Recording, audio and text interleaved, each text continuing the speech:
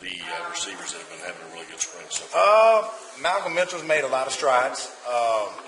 Isaiah McKenzie's had a very good spring so far. Reggie Davis is continued to improve and had a very good spring right now so far as well. So, those three guys in particular have done well. Justin's come a long way as well, but he still has a little more ways to go. Really just kind of getting confidence back in his game and confidence back in his body and, being able to kind of get back to old form a little bit.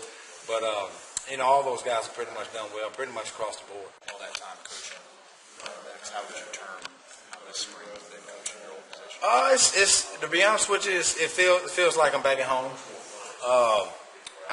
The toughest part about it all was really just leaving those guys in that room that I was leaving. But those guys took it actually a lot better than I did initially. Obviously I knew I wanted to do it. Me and Coach had actually talked about doing that before. Years ago.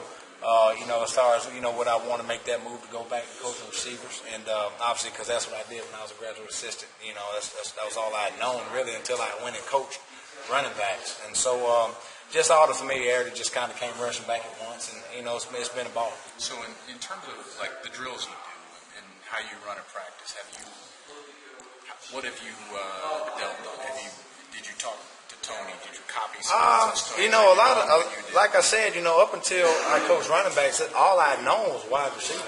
That's all I'd known. That's all I played here. It's what I played when I was with the Chicago Bears, for that brief period of time. And obviously, me and that coach that I had, Daryl Drake, up there with the Chicago Bears, and, we still have a good relationship. We talk once a week. Obviously, still got my old position coach in the house here, Coach Eason, John Eason. Just the familiarity as far as what works and what to do and everything else, all that stuff.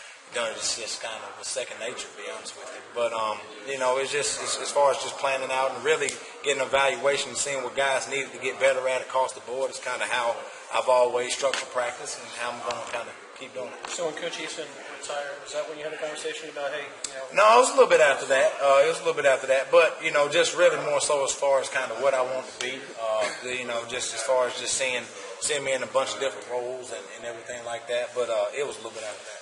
You go from one position that seems on paper to be pretty stacked Sure. with talent to one that lost Bennett and Conley. Sure. And how much of a challenge has that been? Well, like you said,